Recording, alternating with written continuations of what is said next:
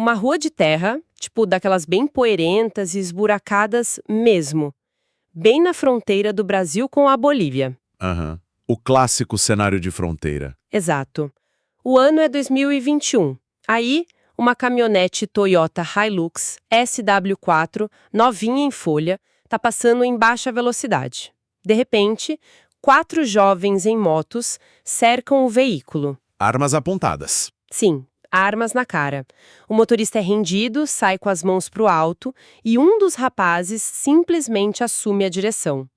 Em exatos 60 segundos, a caminhonete e as motos somem na poeira. É muito rápido. É bizarro. E olha, o veículo custa em torno de $60 mil, mas aqueles 4 jovens juntos vão receber o equivalente a, sei lá, uns $250 pelo serviço. Quase nada perto do valor do carro. Pois é.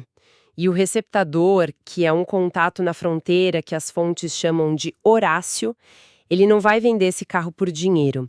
Ele vai cruzar a linha internacional e trocar essa caminhonete por 5 quilos de cocaína pura. E é uma cena bem brutal, né? Que esconde uma assimetria econômica gigantesca no fundo. Porque essa droga não vai ficar ali, parada na Bolívia. Não mesmo. O destino final dela está a um oceano de distância. Certo, vamos tentar desvendar isso. O nosso mergulho profundo de hoje vai dissecar exatamente essa jornada. O objetivo aqui é desconstruir como o primeiro comando da capital, o PCC, deixou de ser uma facção confinada lá no sistema prisional brasileiro para se transformar num autêntico conglomerado logístico global. Uma multinacional do crime, basicamente. Perfeito. As fontes que a gente tem na mesa mapeiam como um carro roubado no Brasil vira a moeda de troca que financia uma rota gigante, dominando o tráfico entre a América do Sul, a África Ocidental e Europa. E entender essa engrenagem hoje é, na prática, entender a globalização das cadeias de suprimentos ilícitas. Sabe, a gente não está falando de dinâmicas de crimes de rua isolados. Sim, é outro nível. Totalmente. O nível de sofisticação logística transnacional deles e as alianças corporativas que formaram com máfias estrangeiras, tudo isso opera numa lógica que desafia completamente o modelo tradicional de segurança pública. Para quem já acompanha o cenário da segurança, a escala atual realmente impressiona. Eu confesso que fiquei chocada com os dados. Mas antes da gente entrar na logística pesada de navios cargueiros e rotas aéreas, tem um ponto nas fontes sobre a origem do grupo que parece meio contraditório com essa imagem de corporação multinacional. Ah, sim, a fundação deles. Isso. A gênese deles, lá em 1993, logo depois daquele massacre do Carandiru, em São Paulo. O discurso inicial não tinha nada a ver com exportação internacional. Era uma irmandade, entre aspas, para proteger os presos da violência do Estado e de outras facções. Exatamente, era sobre a sobrevivência. O estatuto original falava em paz, justiça e igualdade entre os criminosos.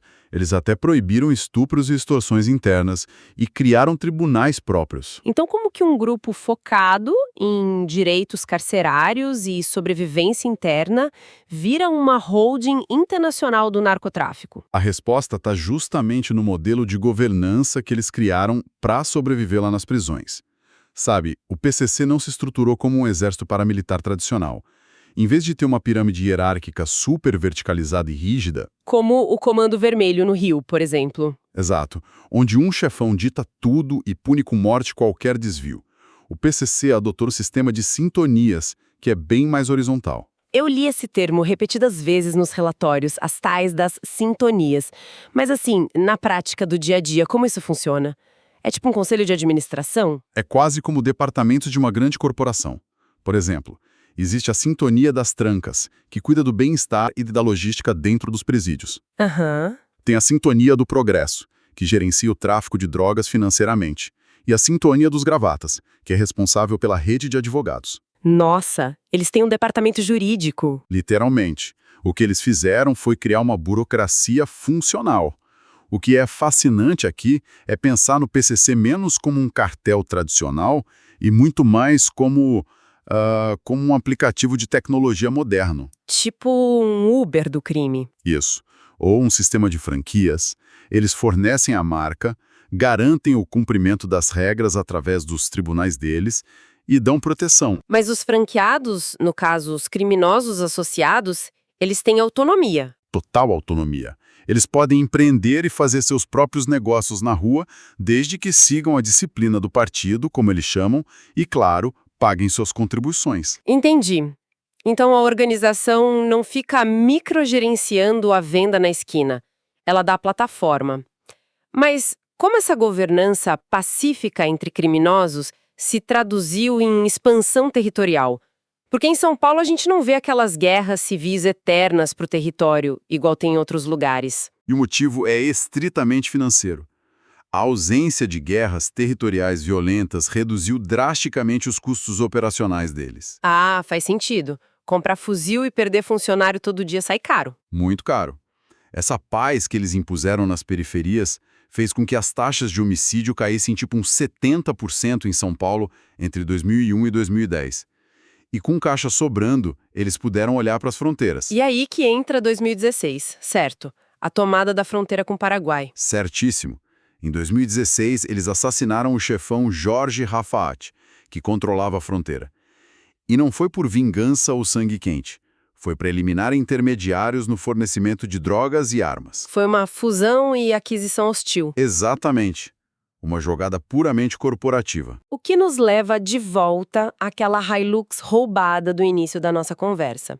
Porque, com a fronteira controlada, o grupo precisava de capital de giro e mercadoria. Só que o Brasil não produz a folha de coca, né? Nenhuma grama. Então, a matemática que as investigações apresentam sobre o escambo de carros por cocaína me deixou, assim, perplexa. Deixa eu ver se eu peguei a lógica. O ladrão rouba um carro de $60 mil, ganha uns $250, e o receptador troca esse carro por 5 quilos de cocaína na Bolívia. É o escambo perfeito. Para você ver, o custo do roubo foi de $250 para os ladrões. Aqui é que a coisa fica realmente interessante. A progressão de valor é absurda. Na fronteira, esses 5 quilos valem $21 mil.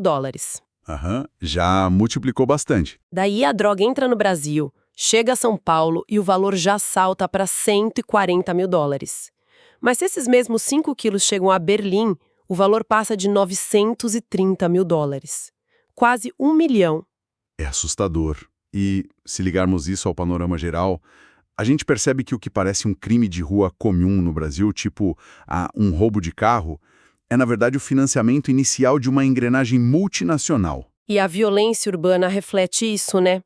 As fontes citam que mais da metade das mortes envolvendo policiais em São Paulo, lá em 2018, estavam ligadas a roubo de veículos. Sim, porque é o motor da economia deles. E com margens de lucro chegando a quase $1 milhão na Europa, a facção não apenas lucra, mas diversifica absurdamente. Como eles lavam tanto dinheiro? Porque não dá para guardar embaixo do colchão. Não dá. E a infraestrutura financeira deles é super complexa hoje. O dinheiro sujo é lavado em imóveis, turismo, clubes de futebol e até garimpo de ouro. Mas a grande sacada agora são as moedas digitais. Criptomoedas? Isso. Eles usam doleiros digitais e redes peer-to-peer para liquidar valores na Europa e liberar reais no Brasil quase instantaneamente, usando stablecoins e Bitcoin. É indetectável.